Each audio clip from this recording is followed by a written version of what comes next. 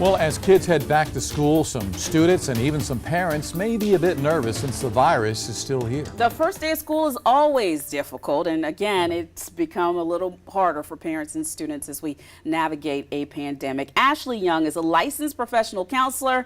She is on your side today. Ashley, good to see you with Everyday Wellness to talk about best practices to get our little folks back in the classroom. Okay, Ashley, so here's the first question. How do we handle the anxiety as parents and as students?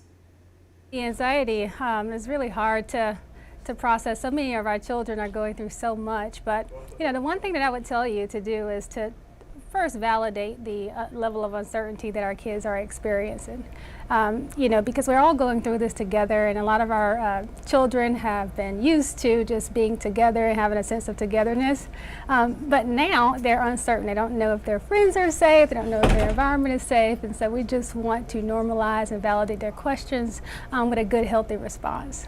We know it is hard for the kids to get into a good routine. It was last year with the online learning, hybrid learning. They really weren't getting into a rhythm. What would you say to parents and students alike watching?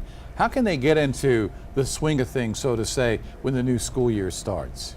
Oh yes, well I think we could start now. I think developing healthy routines, they say practice bedtime routines, but it's really good to get in these type of routines and to have some consistency. I think more importantly, just recognize that there may be an adjustment period and that kids need time and consistency.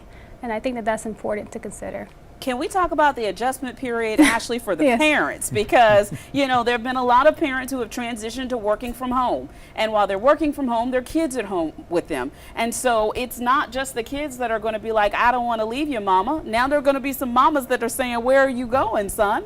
Oh yeah, absolutely. Well, one of the things I would tell parents is just to be mindful of projecting our own anxiety and concerns into our children. Quite naturally, we have some concerns. We are worried about the safety of our children, and maybe some of us are just eager to get them back into the schools. There's a varying degree of spectrum for which the parents desire to have their kids to go back. But I think just monitoring and managing our own emotions as parents is key.